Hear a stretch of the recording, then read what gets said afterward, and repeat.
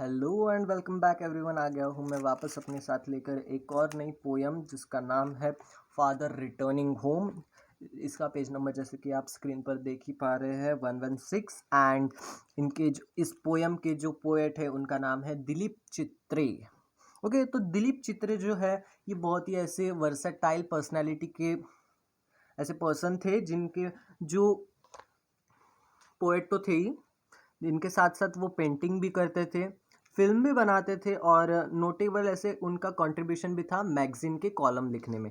ठीक है, मैगजीन के कॉलम मतलब अलग अलग विषय पर देखिए एक एक प्रकार के जो है कॉलम्स आते हैं तो उन्हें कहते हैं मैगजीन कॉलम। ओके, देन उन्हें जो है प्रेस्टिजियस यानी कि बहुत ही ऐसा इम्पोर्टेंट ऐसा अवार्ड मिला है जिसका नाम है साहित्य अकेडमी अवार्ड, जो कि उन्हें पोएट्री के साथ साथ ट्रांसलेशन के लिए भी मिला। यानी कि ट्रांसलेशन किसका, तो सेज तुका मतलब जो संत तुकाराम ने लिखी हुई जो भी जो कादम्बरी थी, ओके, स्पिरिचुअल पोएम्स। ओके, तो उन्होंने क्या किया था, अभंग को जो है इंग्लिश में ट्रांसलेट किया था। उन्होंने जो अपनी करियर या फिर हम कह सकते हैं राइटिंग की जो शुरुआत है वो 16 साल की उम्र में ही कर दी थी। ये जो पोएम है, हम आज जो पोएम पढ़ने वाले हैं वो अ, ली गई है ट्रैवलिंग इन अ केज इससे। ओके, देन ये जो this is very painful loneliness. Okay, ये जो पोयम है ये एक पेनफुल ऐसे लोनलीनेस का जो सिंबल है मैन, एक इंस आदमी के जीवन में जो है लोनलीनेस का सिंबल जो है एक प्रकार से ये पोयम है। ओके, तो आइए देखते हैं फादर रिटर्निंग होम।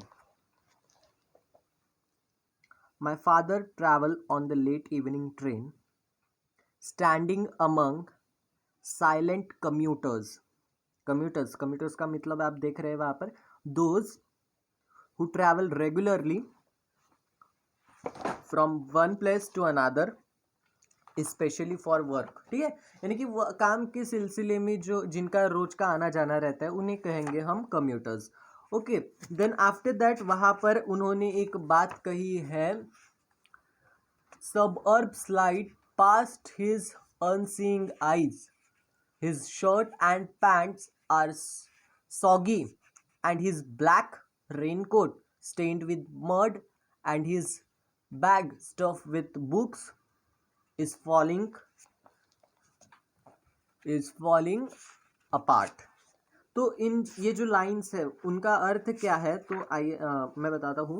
जो उनके जो भी लिख रहे हैं पोएम, जो पोएट है वो कहते हैं माय फादर, मेरे जो फादर है वो ट्रैवल करते हैं, जो रात को लेट इवनिंग की जो ट्रेन है उससे ट्रैवल करते हैं, जो साइलेंटली कैसे ट्रैवल करते हैं, तो standing silently with the commuters मतलब आपने अभी ही देखा कि जो रेगुलरली काम के सिलसिले में आते जाते रहते हैं। ओके, तो उन्हें कहते हैं कम्यूटर्स। तो उनके साथ साथ जैसे कि आप नेक्स्ट पेज पर देख पा रहे हैं, कम्यूटर्स के साथ खड़े रहकर साइलेंटली जो है वो आते थे।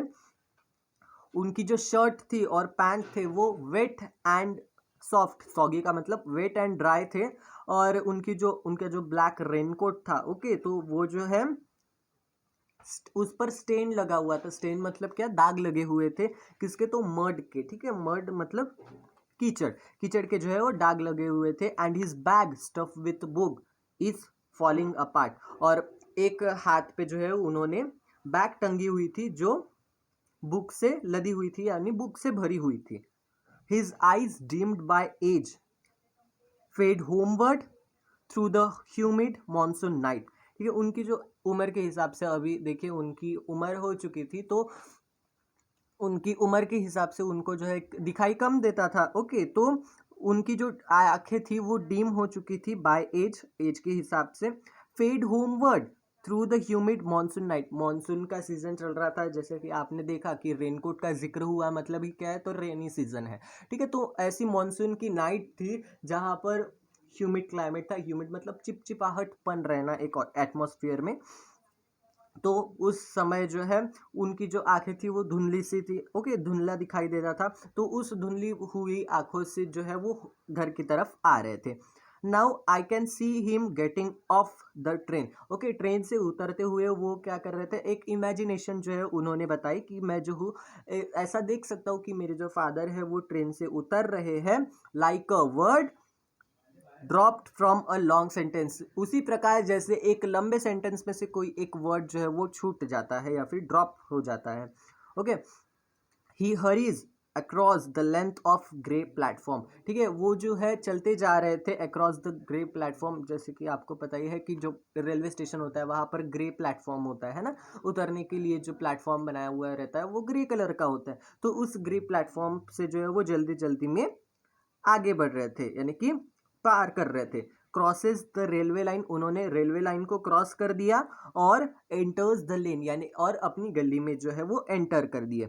उनकी जो चप्पल थी, देखिए वहां पर दिया है, his chappals are sticky with mud but he hurries onward. उनकी जो चप्पल थी वो चीखल से भरी हुई थी, पर फिर भी वो किसी बात की फिक्र करते हुए वो जल्दी जल्दी जो है वो घर की ओर आ रहे थे, जैसे कि कोई उनका इंतजार कर रहा है या फिर करने वाला होगा, है ना, राह देख रहा होगा। होम अगेन, फिर वो घर आए। I see him drinking weak tea. Okay, एक गंदी सी चाय हम बोल सकते हैं जिसका कोई टेस्ट नहीं आता, ऐसी चाय जो है। I see him drinking weak tea, मैं जो हूँ उन्हें एक चाय पीते हुए देख रहा हूँ, एक मतलब एक कप चाय पीते हुए देख रहा हूँ।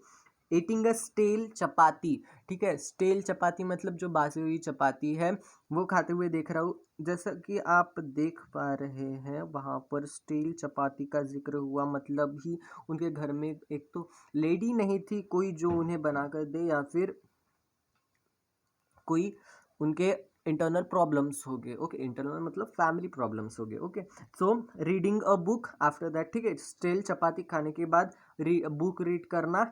ही goes into the toilet to contemplate. ठीक है, वो क्या करते थे, तो टॉयलेट में जाकर एकदम डीप थिंकिंग करते थे, because there was, it may be कि वहाँ पर प्लेस नहीं होती होगी या फिर कोई डिस्टर्ब कर देता होगा, तो for that they use to go for toilet. Okay, then man's estrangement from a man made world. ठीक है, इंस्ट्रेंजमेंट मतलब क्या दिया है, एलिनेशन। एलिनेशन मीन्स एक तरह का अकेलापन जो है उस आदमी को जो है इस मानव निर्मित दुनिया से जो है वो लग रहा था, एक अकेलापन। Coming out he trembles at the sink. ठीक है, यानी कि गहरी सोच में डूबे हुए उन्होंने जो है अपना सिर जो है वो हिलाया, ऐसे शेकिंग नहीं क्या, हम चिंताजनक स्थिति में ऐसे सर हिलाते हैं, नहीं नहीं ये क्या कर रहा है, तो इस प्रकार से जो है उन्होंने सिर हिलाया। The cold water running over his brown hands.